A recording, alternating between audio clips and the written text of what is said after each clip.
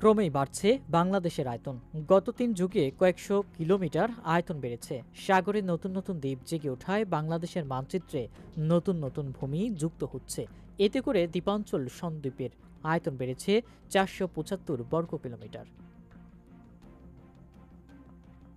Land area expansion in the eastern part of Meghna estuary since the 1990 সাল থেকে মেঘনা মোহনার পূর্ব অংশে ভূমি সম্প্রসারণ শীর্ষক গবেষণায় এ তথ্য উঠে আসে।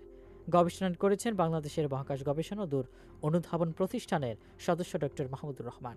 এতে সন্দ্বীপে অল্প জোয়ারের সময় 1989 সালের 22 ফেব্রুয়ারি এবং 2025 সালের 16 জানুয়ারি স্যাটেলাইট ছবি ব্যবহার করা হয়েছে। গবেষণা বলা হয়েছে, গত ৩৬ বছরে দেশের অন্যতম দ্বীপাঞ্চল সন্দ্বীপের আয়তন ৪৭৫ বর্গ কিলোমিটার বেড়ে গেছে। এরই মধ্যে জেগে ওঠা ভূমি রয়েছে ৩৯৮ বর্গ কিলোমিটার, আর পলিময় ভূমি রয়েছে ৭৭ বর্গ কিলোমিটার। সাগর একসময় এসব ভূমি গ্রাস করে নিলেও তা এখন আবার ফেরত দিচ্ছে। জেগে ওঠা ভূমির ক্ষেত্রে এই বৃদ্ধির হার ১২১% এবং জোয়ারের সময় তলিয়ে যায় এমন ভূমির বৃদ্ধি ২৩%, যা পলল ভূমি নামে পরিচিত। মূলত স্যাটেলাইট ছবি গবেষণার ভিত্তিতেই এ তথ্য জানানো হয়েছে।